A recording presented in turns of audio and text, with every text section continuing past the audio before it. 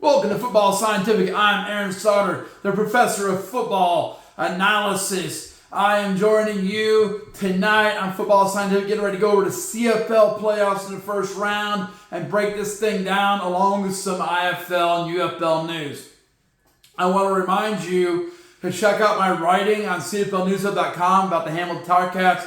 I have a few articles this week about the Tiger Cats getting ready to face the Montreal Alouettes. Spoiler alert, in the East Finals. Also, I'm back with FootballAnalysisOne.com. I'll read an article this weekend to start this week about how one key stat for each NFL team in Week 9. Of course, Monday Night Football is tonight. Arizona and Dallas plays. So we're going to check that out, of course. And then tomorrow will be the NFL review show. But this is a CFL review show. We're breaking down the playoffs and looking ahead to future matchups. I am joined by my guest host, Tyler the Tiger. Tyler the Tiger here, ready to go. Got CFL. Going to go celebrate the playoffs so far. It's been pretty fun. It has been pretty fun. Here we go. So let's check it out. First, in the East semifinal this Saturday, we had the Winnipeg Blue Bombers, the crossover team at Montreal Alouettes, the second place team in the East. Boom.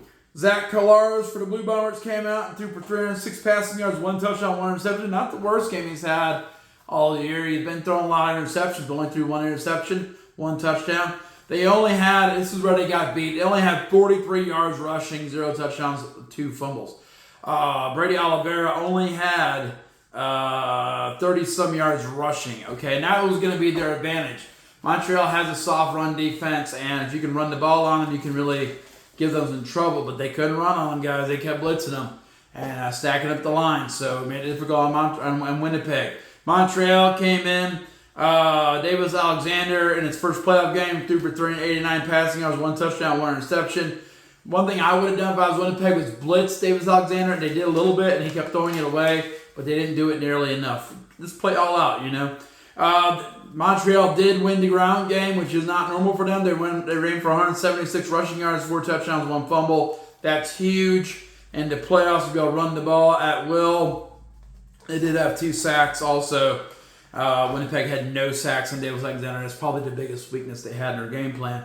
Boom. What happened in this one? Montreal wins at home, 42-32. They're going to go face the Tiger Cats this Saturday in Hamilton in the Hammer.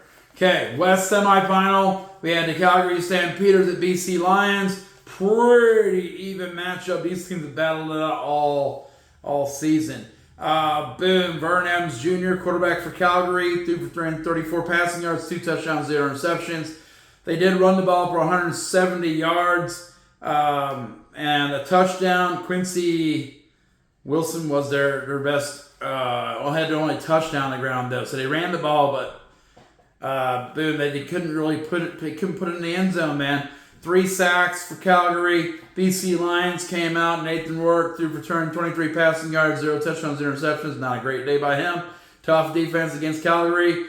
They did run the ball for 97 rushing yards, 1 touchdown, 0 fumbles. Nathan Rourke had 68 yards rushing. James Butler only had 30-some yards rushing, 29. But he did have a touchdown. Nathan Rourke had a touchdown. Nathan Rourke didn't throw any touchdowns. BC did have 4 sacks. This was a ground and pound kind of game. This is back and forth. Both teams kind of playing off either their weaknesses. Neither team made huge errors, and you kind of get the outcome that's expected from that, which is BC winning the game 33-30 at home. Okay, I predicted they would do that. Kind of thinking it would be a ground and pound kind of game. All right, that sets the stage for the East Finals this Saturday. Saturday, November 8th, 3 p.m. Eastern. In the East semifinal, we had the Montreal Alouettes 10-8 at Hamilton Tiger Cats 11-7. Tiger Cats are undefeated against Montreal this year, but most of that was without Davis Alexander playing, so we need to come out and show out. Davis Alexander is undefeated in his CFL career so far. We need to put that first loss on him, okay? Pass rush, pass rush, pass rush. That's where you're going to win this game, Hamilton. Okay. Boom. Saturday, November 8th at 6:30 p.m. We get the West Finals with the BC Lions at Saskatchewan Roughriders. To be honest, Saskatchewan has beaten BC up and down the field this season. They could not beat Calgary. I suspect Saskatchewan's going to win this game. They're a more balanced team. They got better O-line, better D-line. I think they're going to win this game by maybe by quite a bit. We'll see. But it probably will be competitive, but maybe not. Calgary would have been a much tougher match for Saskatchewan. Teams are making a bunch of moves, mainly for future reasons. Winnipeg Blue Bombers over the last few days added American offensive lineman Michael Bucky Williams, American offensive lineman Ben Dooley, and American defensive end Deshaun Dinan. Okay, you may ask, well, why did they add them now? Their season's over. That's for future active roster spots. Okay. They released several players: national wide receiver Abdul Kareem Gassama, the global linebacker Fabian Whites, American offensive lineman Hunter Pontius, American defensive lineman Devin Adams, American defensive lineman Joey Joey Person, I don't know. American linebacker Matthew Swift, American offensive line Justice Meyer, and national defensive lineman Colin Cornelson. Okay. Calgary Stampeders released global punter Fraser Mason. They released national wide receiver Vashon Vanasis. They released American running back DJ Williams. They released national offensive lineman Hunter Stewart. They released national defensive lineman Kyle Sampson, who came from Hamilton. They released American defensive lineman BJ Thompson. They released global punter Jordan Noyes. They released American defensive lineman Josiah Coatney. Global wide receiver Tommy Wilson, American defensive back Jacoby Compton, and American defensive lineman Devontae O'Malley, and American wide receiver Dalen Baldwin, who's cutting the fat from the roster after the season's done. More moves. Saskatchewan Roughriders this week as they prepare for the West Division final. They signed to a future active contract. American defensive back D'Angelo Mandel should make no impact on this game this weekend. Hamilton Tigercats signed American defensive back Kendall Bowler, who played at Florida A&M. Once again, future contract, no immediate impact on the finals championship games here, okay? All right. Boom. In the IFL, Iowa Barnstormers re-signed defensive lineman Tyler Tate. Quad City Steamwheelers re-signed defensive lineman Chima Dunn and re-signed defensive back Cameron Harrell and signed defensive back Kevin Ramsey from Green Bay Blizzard. Again, a lot of Green Bay Blizzard players showing up at different places. Arizona Rattlers signed, you can only play for the same team for 3 years. You know, that's the thing. Arizona Rattlers signed linebacker Michael Calhoun and linebacker Isaiah Majin. Okay, boom. Tucson Sugar Skull signed wide receiver Tomorrison Terra.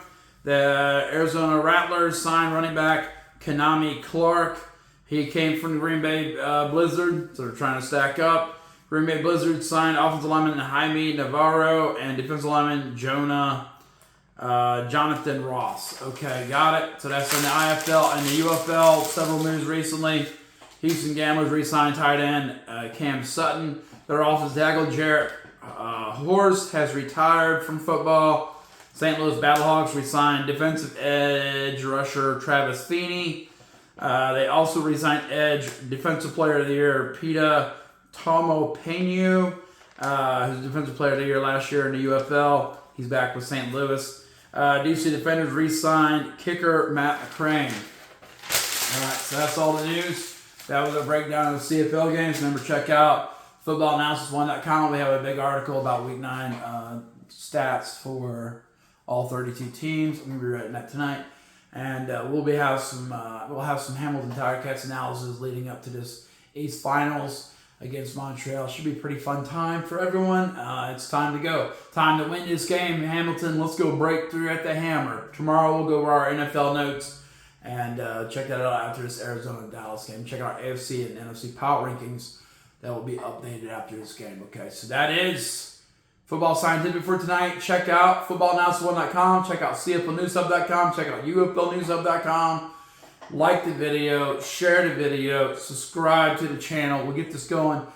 We're in playoffs in the high school football season.